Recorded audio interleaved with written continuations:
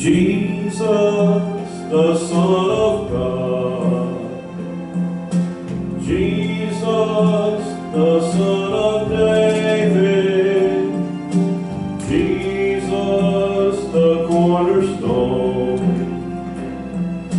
Jesus, my sure foundation.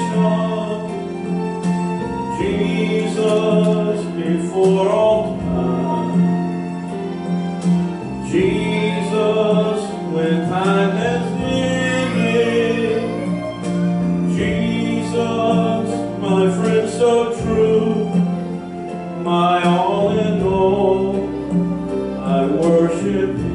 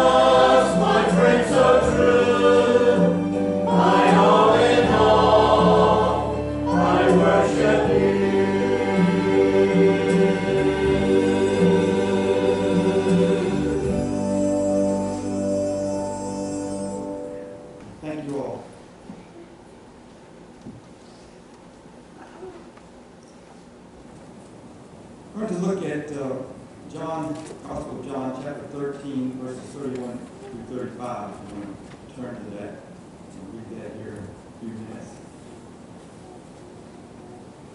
It's natural at this time of year to take inventory of our lives, say goodbye to the old year, beginning a new year. How are we doing? Where are we? What's going on with us? Something we need to stop doing, something we need to start doing. And then from the reflections, maybe make a New Year's resolution or two. This next year, I'm going to stop such and such. Next year, I'm going to start such and such. Funny thing about New Year's resolutions is they usually go something like this. On December 31st, we say, next year, no more junk food. I'm cutting junk food out. I'm going to eat healthy all year long. No more junk food. And then on January 2nd, we have a Big Mac attack, and the New Year's resolution goes out the door. Didn't even make it a week. As a pastor, I often like to take inventory at this time of year of the church. Where are we? How are we doing? Can we do better? Can we start doing, stop doing? And that's what I want to do this morning with this message. I want us to think about a couple of troubling trends, and then think about what we need to focus on. Something we need to focus on.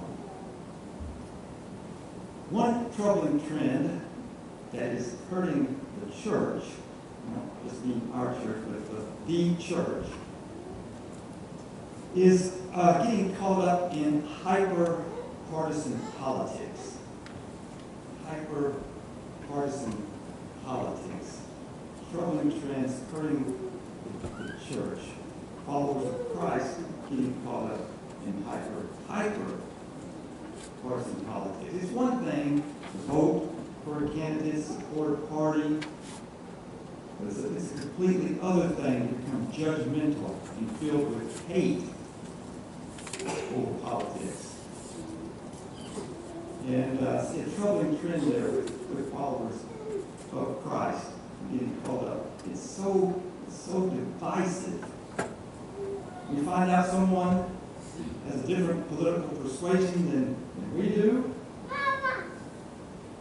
we got no use for the person anymore. They're no count, no good. While I was in Nicholasville this past week, got an argument with a family member. Had lots of family in. And got an argument with a family member over a couple of NBA basketball coaches. He said that Greg Popovich, coach of the San Antonio Spurs, and Steve Kerr, coach of the Golden State Warriors, were no good coaches. If you're not coach worth anything. And I was like, you have got to be kidding me. Popovich has won 5 NBA titles. Kerr has won 4 NBA titles and won last year's title. So that's absolutely ridiculous. I mean, some coach may be a bad coach and lusts out and wins 1 title, but to win multiple titles? No. They know how to coach. We come to find out, he didn't like the coach's politics, and so that made him no good for coaching. They were bad coaches because of politics. Absolutely ridiculous. Also, last week while I was in Nicholasville, had lunch with a friend of mine. Hadn't seen him for years. We grew up together, played ball together, and sat down, had lunch, had a good lunch. I mean, we had such a good time. We spent 2.5 hours in the restaurant catching up with each other. When I was asking him about different ones, he still lived in Nicholasville, and give me an update on the ones we grew up with, played ball with. I'd ask him, what about so-and-so? Tell me a little bit about him or her. Then he asked me about my best friend. If I stayed in contact with him, stayed in touch with him. And I said, yeah. I talk to him a few times a year. Usually when I'm in town, I stop out at his house and see how he's doing, say hey to him. And he said this to me. He said, talking about my best friend, he said, he's pretty liberal, isn't he? And about the way he asked that, I could tell he thought he's no count. I don't want anything to do with him. The thing about hyper-partisan politics is this. It puts hate in our heart and makes us want to separate from people. And that is so not Jesus' way. That is the opposite of Jesus' way. To hate and separate. So not Jesus. Another troubling trend that is hurting the church is the desire to be antisocial, isolate. Stay away from people, might catch something from them, they might do something bad to us, and isolate ourselves from anti-social, afraid to be around. And moving into that. It's one thing, be careful and not reckless, but it's another thing to just become permanent. And seem to be moving in that direction to isolate ourselves. And this is, troubling. We were already kind of moving that way because of technology. Already kind of moving that way before COVID, but since COVID is ramped up the movement, we can literally stay in our houses and not go anywhere, order everything in. I heard a comedian say something the other day that is spot on. I don't remember his name. I can't think of his name. But he's around my age, my generation. And he said this. He said, when we were kids and somebody dropped by the house, knocked on the door, rang the doorbell, everybody was like, "Ooh, who's that?" Got all excited. "Hey, somebody's going to visit us. Let's go see who it is." And then their parents were like, "Hey, kid, straighten up. Let's go see who this is. Going to see us." Very excited. Now, when somebody rings the doorbell, we're like, "Who is that? Why are they coming over here? Why are they coming out of the house here? What do they want?" Shh, very quiet. They look like nobody's home and they'll leave. I actually had this happen to me a couple of weeks ago. I went over to somebody's house here in town, and I brought a gift with me. They had been kind to me, and I wanted to thank them in return. And this is the middle of the day, and there was a car there. And so I went up to the doorbell, rang it, and waited. And out of the corner of my eye, I saw somebody lift up the blinds and put it back down. And never came to the door. I'm trying not to take it personal.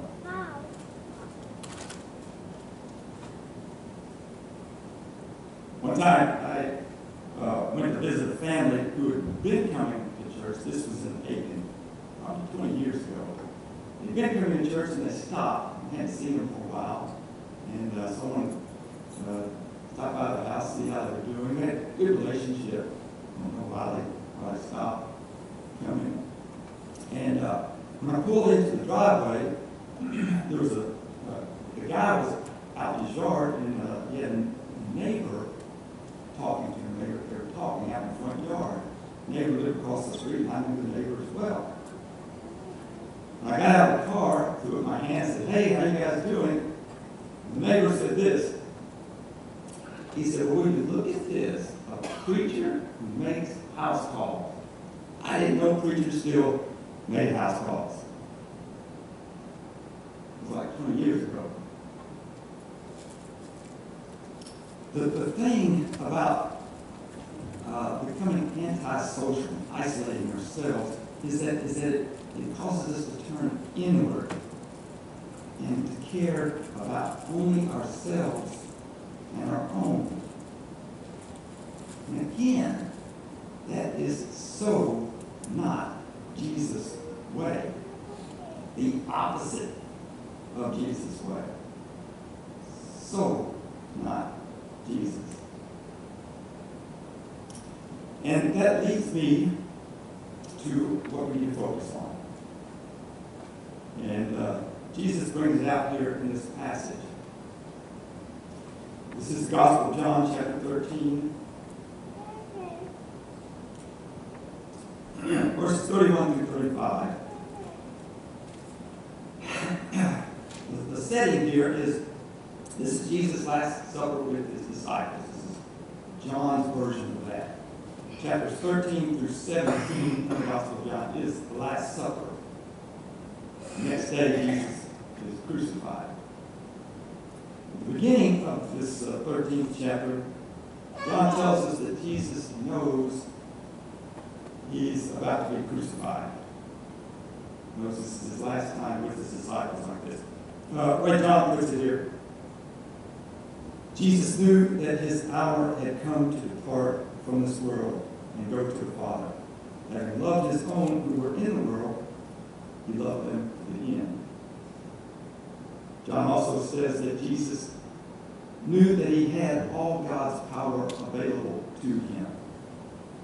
The way John put it was, John knew that the Father had given all things into his hands, and that he had come from God and was going to God.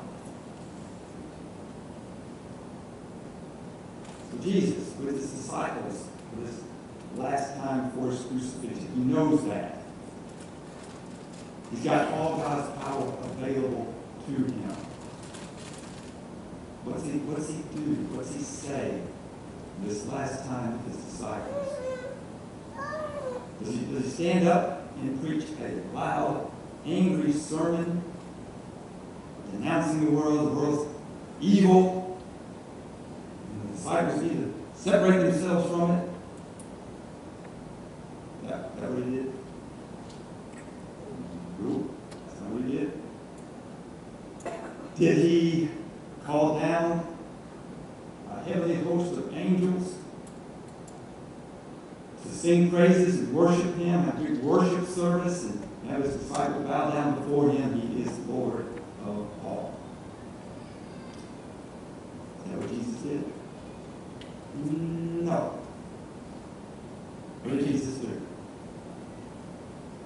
He got on his hands and knees and he washed his disciples' gnarly, dirty feet. And he said, this is the kind of thing I want you all to do for each other. I'm setting you all an example here. I want you all to do this kind of thing for each other. And he gave them a new commandment. And that's the passage I want us to read.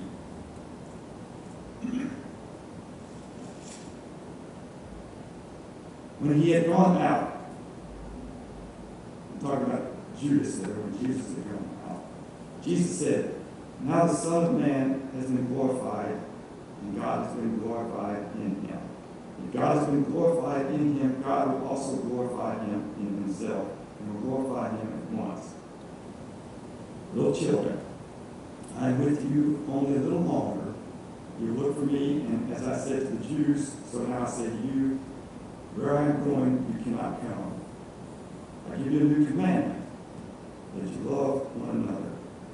Just as I have loved you, you also should love one another. By this, everyone will know that you are my disciples, and you have love for one another. Notice what the new commandment is. What's the new commandment Jesus gave his disciples and Jesus gave us? The new commandment is, okay, I want you all to do nothing until I return. I won't do a thing until I get back. That's not the new commandment.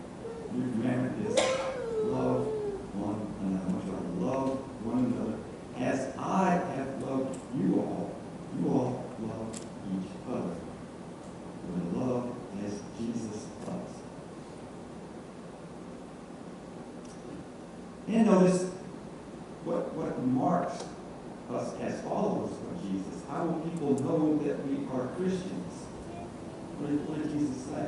People will know that you're my disciples if you vote Republican, if you vote Democrat. That's how people know you're a Christian. No, that's not what he said. People know that you're Christians if you don't drink, don't smoke, don't cuss. That's how people know. Nope, that's not what he said. People know that you are my followers if you take a strong stand on issues like abortion, gay marriage, gender identity. No. What did he say? People will know that you are my disciples. People will know that you are Christians if you love one another. That's how people will know you are Christians. We love as Jesus loves. And that's what we need to focus on. That's what we need to focus on. That's what we need to focus on. Loving one another as Jesus loves us. Getting along with each other.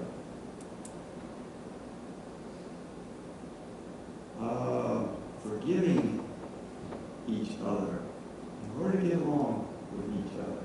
Agreeing to disagree and getting along. We may have differences. Agree to disagree. We're all following Jesus here.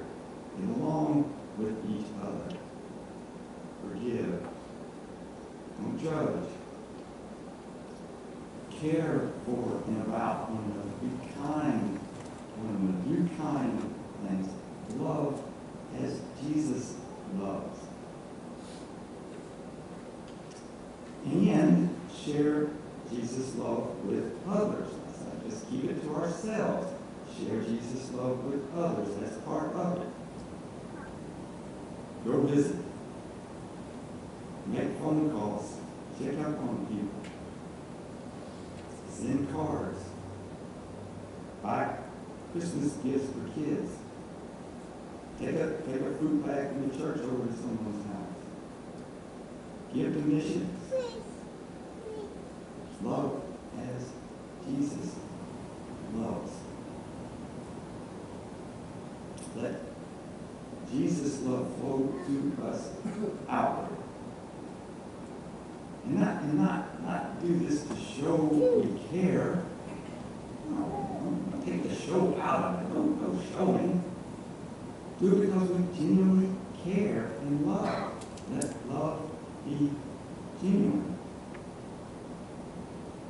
You know, the world desperately needed Jesus.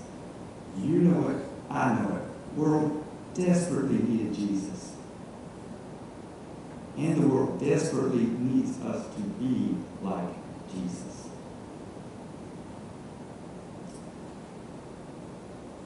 Something I like to read from time to time is, I guess you call it a poem. I titled it the Anyway poem. Y'all probably read this before.